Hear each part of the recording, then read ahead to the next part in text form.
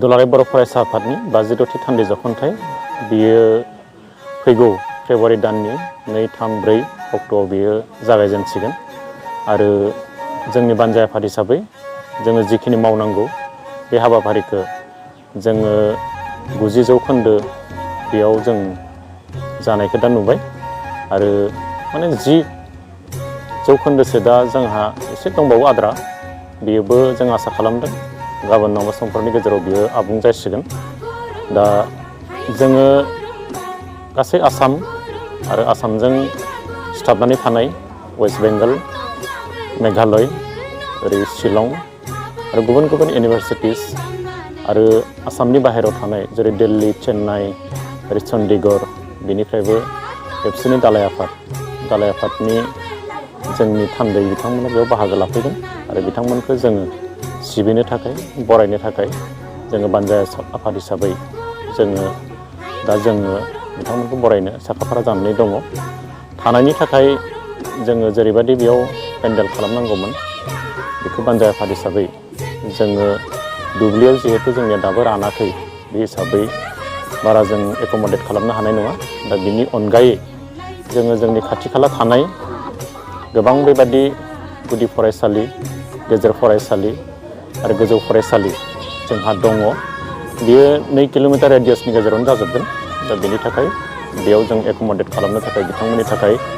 जोङो बेयाव माने उन्दुनो थाखाय आरो बेयाव दुगैनो थाखाय आरो सेनिटेसननि थाखाय जिखिनि नांगौ बेखौ जोङो दा मावफुंजोब्बाय दा जोङो गासै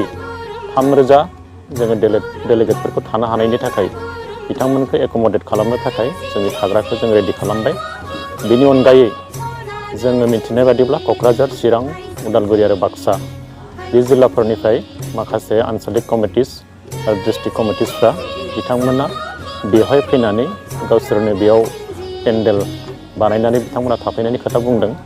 मिरु आफादा जोंनो बेबादि फोरमायहरदों आरो बे हिसाबै बिथांमोननि थाखाय नांगौ रोखोमनि जि माखासे मुवा बेसाद जेरै औवानि जि जुगार जों बेखौ खालामना दोनदों आरो बिथांमोननि थाखाय जिखिनि जोंहा माने इलेक्ट्रिसिटिनि जिखिनि पावारनि जि साप्लाइ नांगौ बेखौ जों बेबस्था खालामनानै दोनदों दा बेबो जासिगोन जों बेखौ नोजोर नुदों आरो जोंहा 2 तारिखआव बेहाय बेसेबांखिनि जोंनि माने दालाय आफादफोरनि एबा जोंनि बेयाव गाहाय दरखं बेखेवनाय गाहाय सायनासालि गाहाय जोंनि जौस्रां बेखेवनाय बेजों लोगोसे दिन्थिफुंसालि बेखेवनाय जोंनि delegate hall delegate camp volunteer camp culture camp बेनि लोगोसे अपेन मार्केट आरो डाइनिं हल बे बेखेवनायफ्रा जोंना जागोन बेनि अनगायैबो भलिबल माने जोहोलाव सोमब्ला बसुमतारी जि भलिबल माने बादायलायनाय जायो बेखौबो बेखेवनाय जागोन आरो बेजोंनो लोगोसे जोंनि गायदे हेलेना बेयाव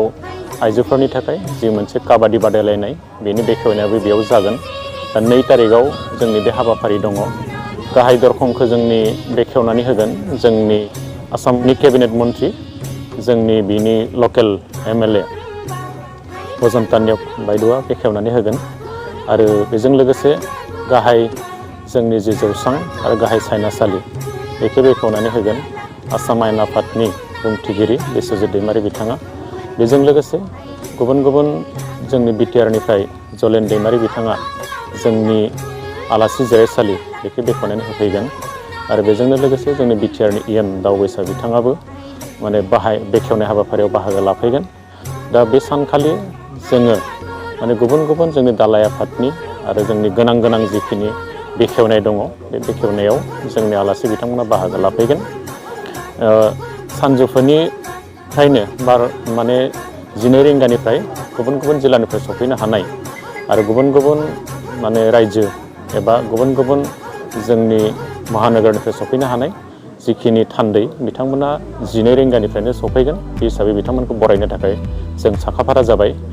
आरो मख'नो गोनांदि गेवलां मेलाव आसामनिनो गिबि मन्थ्रि डक्टर हिमन्त बिश्व शर्मा बिथाङा बाहागो लाफैगोन आरो बिथांजों लोगोसे आसामनि केबिनेट मन्थ्रि अशोक सिंघाल बिथाङा बाहागो लाफैगोन बेजों लोगोसे केबिनेट मन्थ्रि UG ब्रह्म बिथाङाबो बाहागो लाफैगोन बिटिआरनि गाहाय मुस्रि प्रमद बर' बिथाङा बाहागो लाफैगोन बर' कसारि वेलफेयार अफ थमास काउन्सिलनि गाहाय मिहिनेश्वर बसुमतारी बिथाङाबो बाहागो लाफैगोन बिनि अनगायैबो जोंनि खाथियावनो थानाय सनवाल कसारि जोंनि जि गावहायुं खुंथायनि बेहाय गाहाय टंकेश्वर सनवाल बिथाङा बाहागो लाफैगोन आरो थेङाल कसारि अट'नमास काउन्सिलनिबो गाहाय बिथाङा प्रताप कसारि बिथाङाबो बाहागो लाफैगोन। बिनि अनगायैबो राज्य सभानि MP रोनगोरा नार्जारि बिथाङाबो बेयाव बाहागो लाफैगोन आरो बिनि अनगायैबो जोङो नायदों जे बेहाय जोंनि MLA लरेन्स इस्लारिजों लोगोसे जिरन बसुमतारी बिथांजों लोगोसे जलेन दैमारि जयन्त बसुमतारीजों लोगोसे BTRनि बुंथिगिरि कातिराम बर'